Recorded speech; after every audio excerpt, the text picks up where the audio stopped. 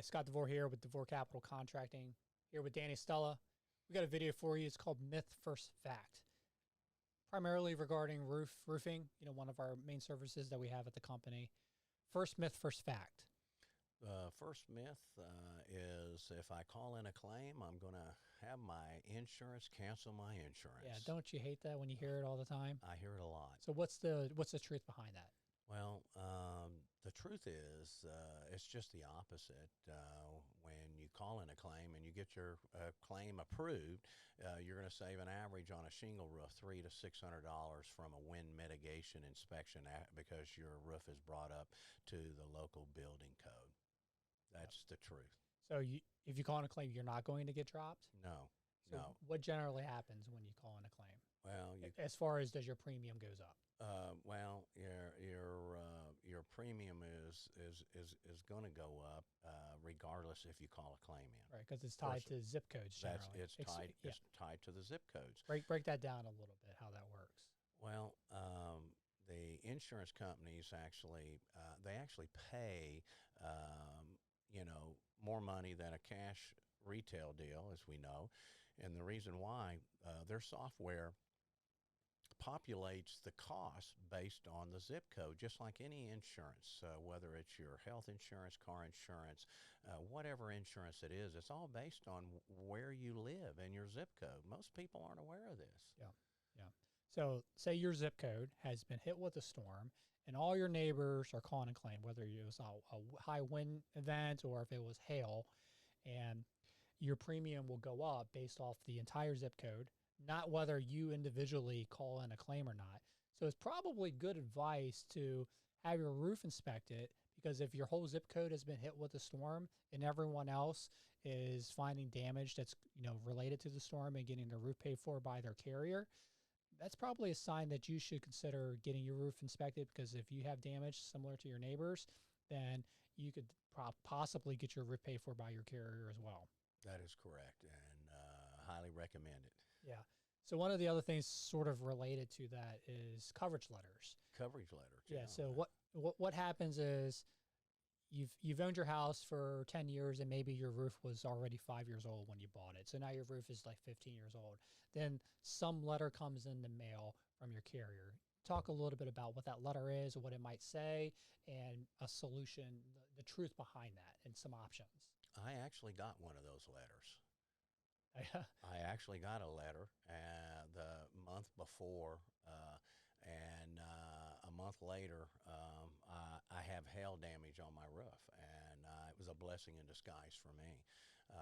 But again, the letter, they're coming in at 11 years old. They're coming in at 15 years old in Florida. It just depends on the insurance company. It's not just a certain for 15 years, but I would say for an architectural shingle, it's 15 years.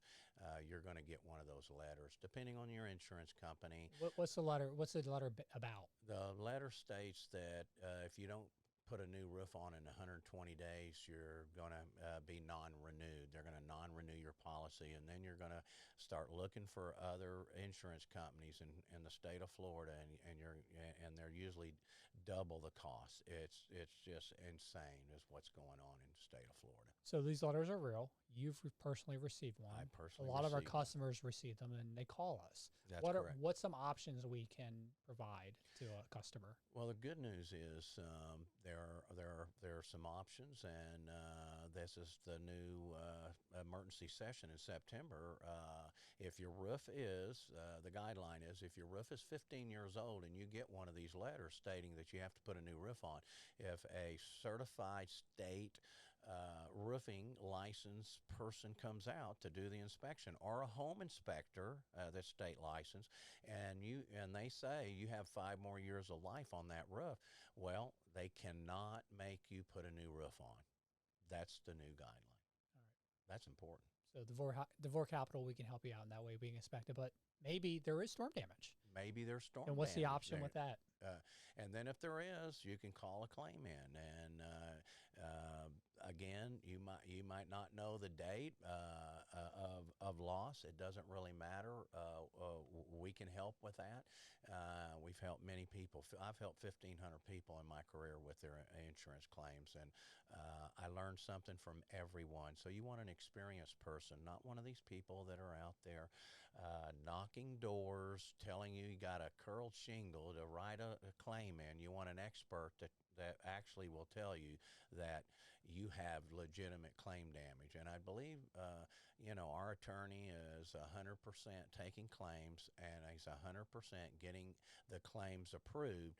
But he'll tell us also, on the other hand, this is not a good claim. And that's very rare for DeVore Capital to get one of those turned in, by the way. Yeah, so that's a good transition to another myth of myth number 2 is don't trust someone who knocks on your door wanting to do an inspection.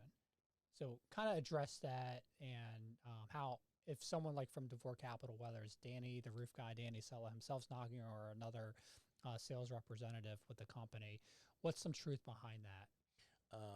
Let me share this with you.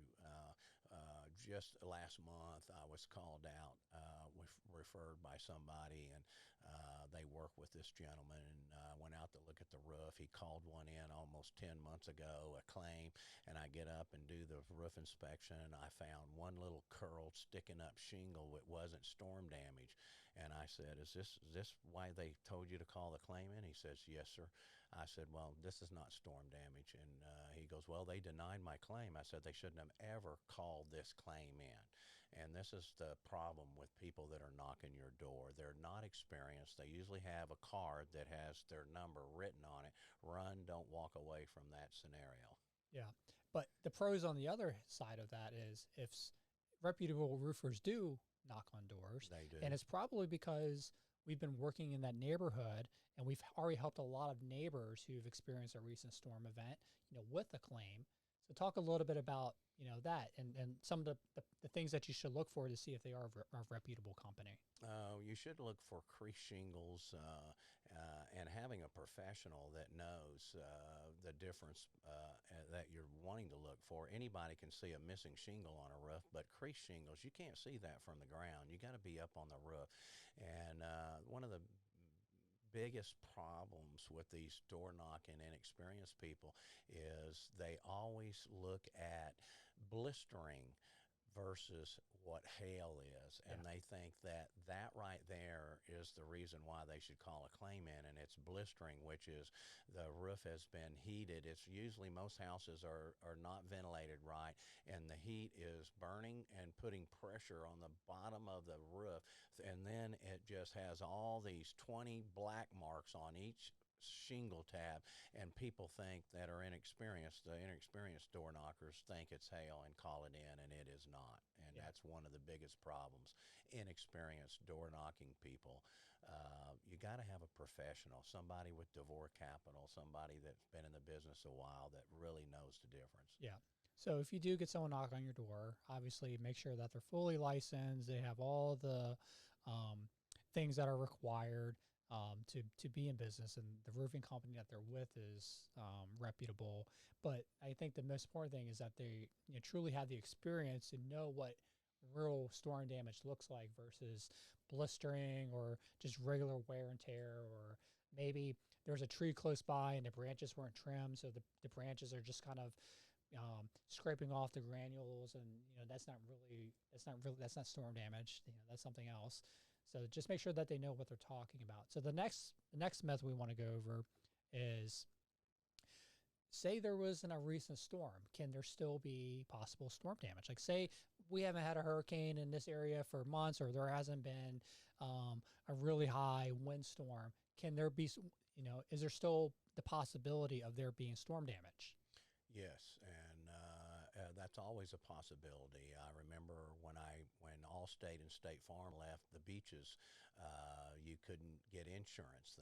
They canceled all their policies at the beaches, and I knocked on a door and I met this lady. I did the one across the street. They referred me to her, and I went over and talked to her, and she said, well, I had Allstate back then. I don't have them anymore. I can't call a claim in. I said, you had June 6th, you had Allstate, right? Well, yeah. them anymore. Well, what people didn't understand is they can still call it in because they had Allstate then. And we can go back 2 years now. That's the new guideline also. We can't go back 3 years for storms, but we can go back 2 years. Yeah. So even if you had storm damage, it may take time for you to get a leak, and that could be from something. It could have been from 3 years ago, but the statute is 2 years where you can file a claim. So generally, within 2 years, you have the opportunity, if it is, an event related to that storm, to be able to file a claim based on that. So that's some myths versus facts. We hope you got some good value out of this video. Check us out at DeVoreCapital.com to watch more videos and learn a little bit more about the services that we offer.